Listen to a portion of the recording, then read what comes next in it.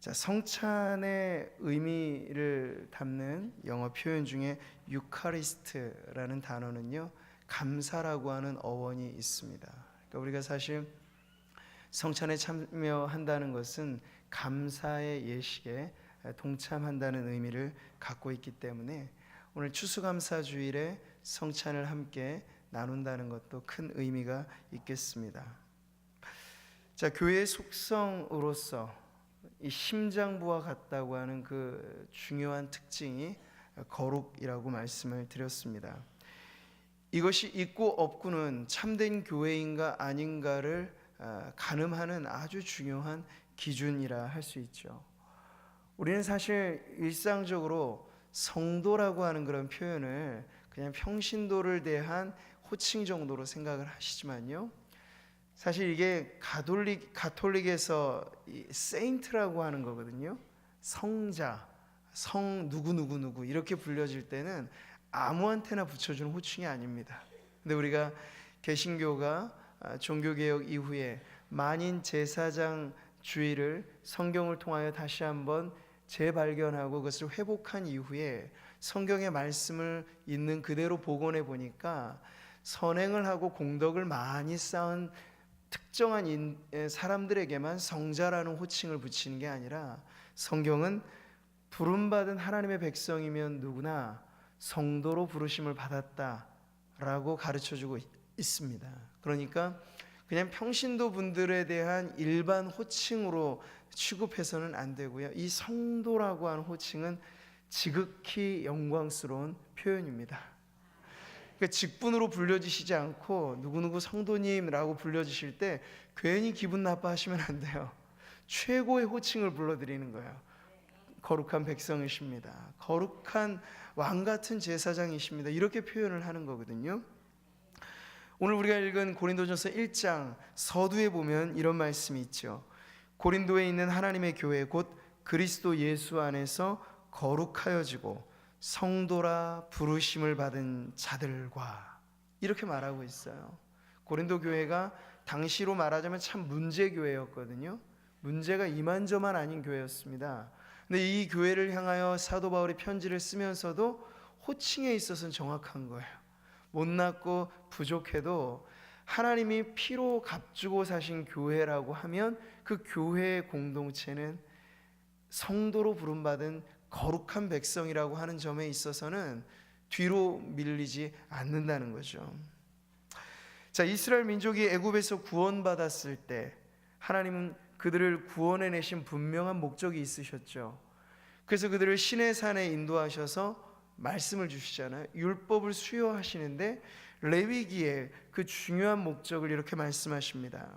나는 너희의 하나님이 되려고 너희를 애굽 땅에서 인도하여 낸 여호와라. 내가 거룩하니 너희도 거룩할지어다. 이 거룩이에요.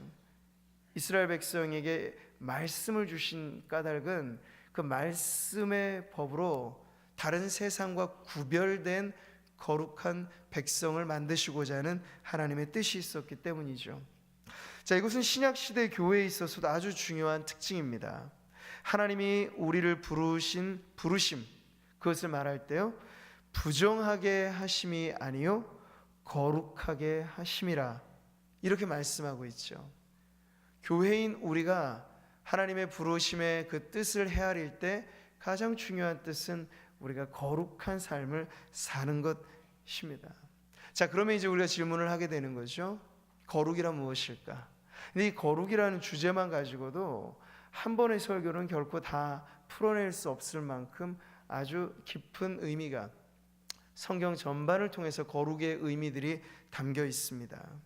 근데 오늘 우리는 이 짧은 시간을 통해서 이 거룩이라고 하는 것의 가장 분명한 의미만을 좀 짚고 넘어가려고 합니다. 우리가 거룩한 공동체라고 했을 때 과연 그 의미가 무엇일까 하는 점인데요, 이것은 무엇보다도 사실 인간에게는 어울리지 않는 단어이기도 합니다. 이 거룩이라는 건, 이건 먼저 본질적으로 하나님에게 사실 해당되는 단어이죠. 이 거룩이라는 말은 우리는 삼위일체 하나님에 대한 신앙 고백을 합니다. 그렇게 말할 때 성삼위 하나님이라고 표현을 하죠. 성삼위 하나님, 거룩하신 성부 하나님, 거룩하신 성자 예수님, 거룩하신 성령 하나님, 이렇게 고백할 때 성삼위일체라고 고백을 하는 거죠. 방금도 우리는 그 삼위 하나님, 성삼위 하나님의 이름으로 세례를 베풀었습니다. 그리고 오늘도 우리가 성찬에 참여할 수 있는 것은 바로 거룩하신 하나님께서 우리에게 성소와 지성소를 가로막는 그 휘장을 하나님 편에서 찢으시고 무엇을 보셨어요? 예수님의 십자가의 대속적인 죽음을 보시고 그 휘장을 찢으신 거예요. 누구도 들어올 수 없었던 대제사장이 1년에 한 번 간신히 들어갈 수 있도록 허락된 그 지성소를 이제 하나님이 개방해 놓으신 거예요. 하나님의 백성이라면 누구나 왕 같은 제사장이 되어서 거룩하신 하나님의 존전에 설 수 있는 기회의 문이 열렸다는 표시이죠. 자, 이런 점에서 교회의 거룩함이란 무엇일까요? 하나님과 결부된 관계에서만 이 의미는 사실 우리 교회의 특징이 될 수 있습니다. 그런 의미에서 오늘 우리가 읽은 본문 이 30절 말씀은 우리에게 중요한 거룩성의 의미를 가르쳐 줍니다. 너희는 하나님으로부터 나서 그리스도 예수 안에 있고 예수는 하나님으로부터 나와서 우리에게 지혜와 의로움과 거룩함과 구원함이 되셨으니. 자, 우리가 말하는 교회의 거룩함이란 세상에서 말하는 어떤 윤리 도덕적인 수준을 운운하는 것이 아닙니다. 유교의 가르침도 얼마나 고상한지 몰라요. 불교의 가르침도 사실 일반인들에게 얼마나 매력적으로 와닿는 선행을 강조하고 말이죠. 이슬람이나 다른 기타 종교에서도 저들만의 그 선의 기준들은 다 있습니다. 그러나 교회가 거룩하다라고 말했을 때 그건 종교의 차원이 아니고 세상의 도덕과 윤리의 기준이 아닙니다.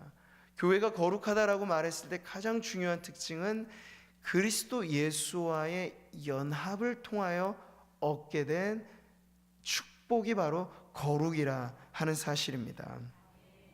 교회의 1차적인 의미는 구별에 있습니다. 불러냄을 받았다라는 게 교회의 특징이죠. 근데 우리를 불러내실 때 어디로 우리를 부르셨는가?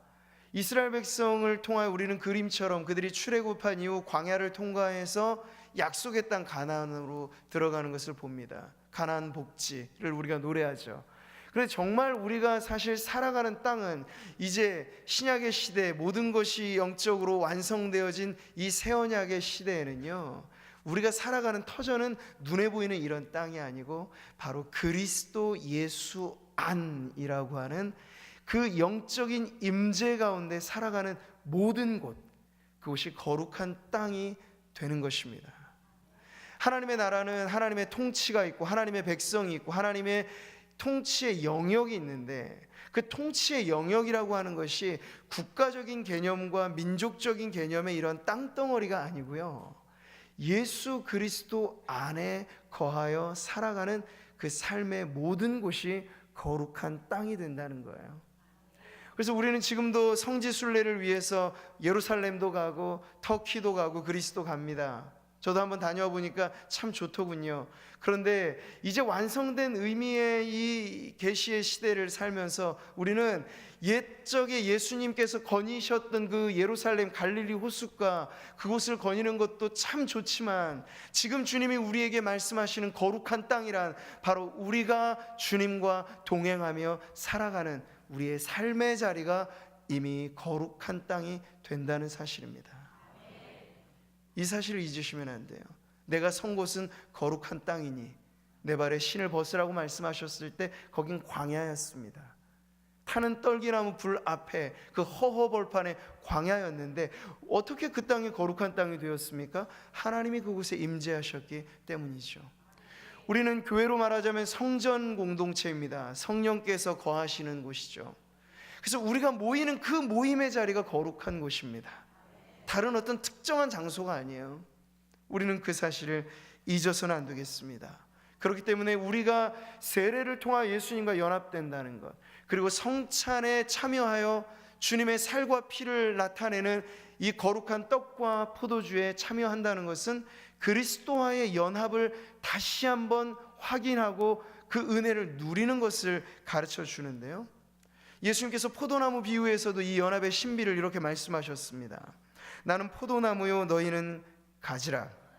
그가 내 안에, 내가 그 안에 거하면 사람이 열매를 많이 맺나니 나를 떠나서는 너희가 아무것도 할 수 없음이라. 이 연합이 바로 거룩의 원리입니다. 우리가 단독적으로 거룩해지는 것 아니에요.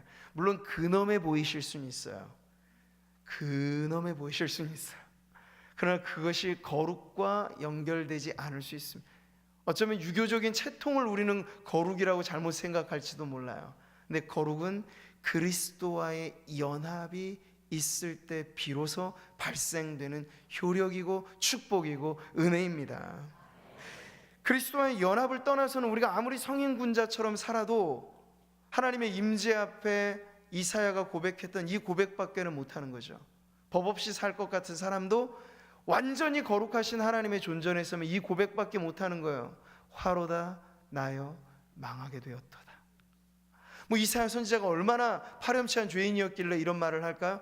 근데 흠없이 완전하신 하나님 앞에 서면 우리는 모두가 다 흠과 점 투성인 죄인으로 발각되는 거예요.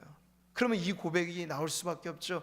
화로다 나여 망하게 되었도다. 자, 이런 우리가 하나님께 다가설 수 있는 것, 죄인인 우리가 하나님을 닮아갈 수 있는 것, 그것이 거룩하신 하나님과 죄인인 인간 사이의 유일한 중보가 되시는, 유일한 중보자가 되시는 예수 그리스도로 가능해진 것입니다. 그럼 우리가 성찬에 참여한다는 건 얼마나 복된 은혜인지 몰라요.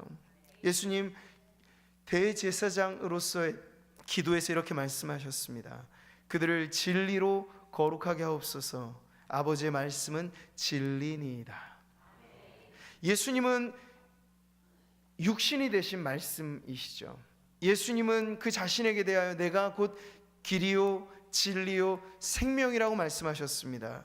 그러니 여기 진리로 거룩하게 된다, 아버지의 말씀이 진리다, 이것은 본질에 있어서 예수 그리스도로 말미암아 우리가 거룩해지는 것을 가르쳐 줍니다.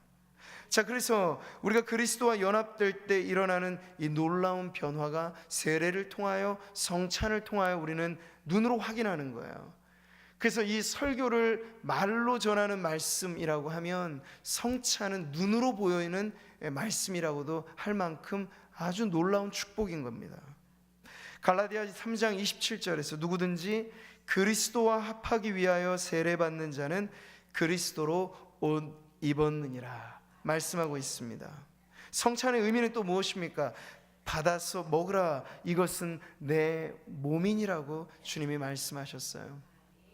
물론 카톨릭처럼 우리는 신비스럽게 성찬을 사제가 집례하면 이게 물질적으로도 그리스도의 몸과 피가 된다는 그러한 신비주의를 믿지 않습니다. 그건 화채설이라고 말하는 이단적인 가르침이죠. 성경은 그렇게 말하고 있지 않습니다. 그러나 그렇다 하여서 우리가 여기서 먹는 떡과 포도주가 그저 일상의 떡과 포도주와 똑같은 것은 아닙니다. 그럼 어떤 차이가 있죠? 우리가 성찬을 시행할 때 예수님께서는 영적으로 우리와 임재하시는 거예요. 그 주님의 임재 가운데 나누는 성찬은 보통의 떡과 보통의 포도주가 아니라 주님의 몸과 주님의 피에 참여하는 특권적인 은혜로 우리에게 베풀어지는 은혜의 양식이 된다는 거죠. 그러니까 이것을 알고 성찬에 참여하는 성도들이 복이 있습니다. 사랑하는 성도 여러분, 오늘 우리는 교회를 생각할 때, 또 우리 구미 상모교회를 품고 기도할 때 이 중요한 기도의 제목을 마음에 새겨야 합니다. 우리가 여러 가지 많은 활동을 할 수 있고 자선적인 일을 할 수도 있고 좋습니다. 모든 것들이 다 있어도, 그러나 우리의 심장부에 해당하는 이 거룩성에 있어서 우리가 확신 있게 설 수 없다면 우리는 이 세상을 믿음으로 승리하며 이겨나가기에 여전히 연약할 수밖에 없습니다. 그러나 반대로 우리 안에 주께서 내 안에, 우리가 주님 안에, 주님이 우리의 예배 가운데 좌정하시고 우리의 성찬 가운데 함께 하신다는 신앙의 고백으로 우리가 하나 될 수 있다면 세상을 이기는 이김은 이것이니 우리의 믿음이라고 말하는 그 놀라운 믿음으로 승리하는 백성이 될 줄 믿습니다. 거룩한 공동체가 될 줄 믿습니다. 그래서 오늘 세례를 받은 우리 모든 자녀들, 또 우리 모든 성도들, 이 입교에 참여한 그분들은 기억해야 합니다. 갈라디아서 2장 20절의 말씀을 말이죠. 내가 그리스도와 함께 십자가에 못 박혔나니 그런즉 이제는 내가 사는 것이 아니요 오직 내 안에 그리스도께서 사신 것이라. 이제 내가 육체 가운데 사는 것은 나를 사랑하사 나를 위하여 자기 자신을 버리신 하나님의 아들을 믿는 믿음 안에서 사는 것이라. 내가 사는 것 아닙니다. 세례받은 우리 성도들은 이 사실을 잊지 마시기 바랍니다. 마음대로 살 수 없는 거예요. 내가 사는 것 아니니까. 내 안에 주님이 사시는 겁니다. 우리는 주님을 모시고 사는 것입니다. 주님 안에, 주님이 내 안에 결코 뗄 수 없는 하나됨을 이루어 내 몸이라고 말씀하신 이 몸에 참여하는 것이니 우리는 정말 한 피 받아 한 몸 이룬 그러한 형제와 자매로서 공교한 연합을 이루게 되는 것이죠. 그러니 어디에 가든지 구미 상모교회 세례교인 되었다라고 하는 것이 가장 영광스러운 그러한 정체성이 되시기를 축복합니다.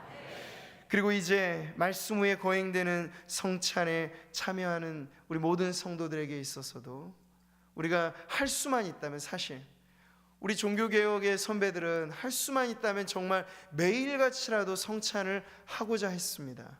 이것이 담고 있는 의미가 너무나 소중했기 때문에.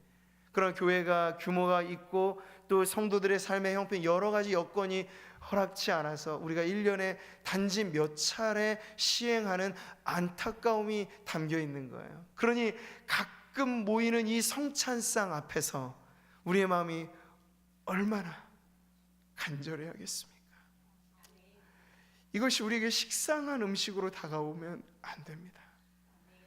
여전히 우리는 오늘 이 성찬을 대할 때 이것은 내 몸이라고 말씀하신 주님의 살과, 이것은 우리를 구원하기 위하여 흘리신 주님의 피라고 말씀하신 새 언약의 그 피, 그 은혜에 참여하는 것이니 여러분 기도하는 마음으로 성찬에 참여하셔서 이 성찬을 먹고 난 이후에 우리의 삶이 다시 한번 새로워지도록, 성찬을 배설할 때 무흠한 입교인의 자격을 우리는 말합니다.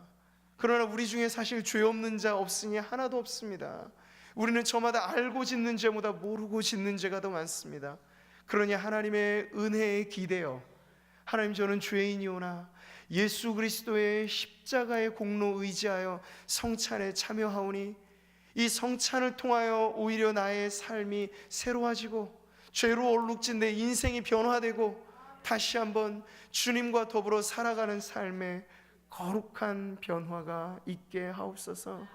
기도하는 마음으로 성찬에 참여하셔서 오늘 이 오후 우리 가운데 구미 상모교회를 성찬으로 하나 되게 하시는 하나님의 은혜를 우리가 받아 누리기를 소원하고요, 이로써 우리의 정체성이 다시 한번 우리는 거룩한 공동체로서 이 땅에 하나님의 영광을 나타내는 교회임을 기억하면서 하나님 앞에 영광을 돌리는 저와 여러분, 우리 모든 성도님들 되시기를 주님의 이름으로 축복합니다. 기도하겠습니다. 존귀하신 하나님, 은혜를 감사합니다. 오늘 우리가 추수감사 주일로 하나님 예배하면서 하나님 성례를 행하며 이제 성찬에 참여하게 됩니다. 오 주님, 우리 가운데 오셔서 주님의 영적인 임재 가운데 주님의 몸과 주님의 피가 우리에게 효력 있는 은혜로 성령의 역사로 나타나실 수 있도록 주님 함께 해주시기를 원합니다. 주님의 놀라운 은혜로 이 예식에 성찬에 참여하는 성도들마다 큰 은혜를 받아 누리게 해주시기를 간절히 바라오며 살아계신 예수님의 이름으로 기도하옵나이다. 우리 잠시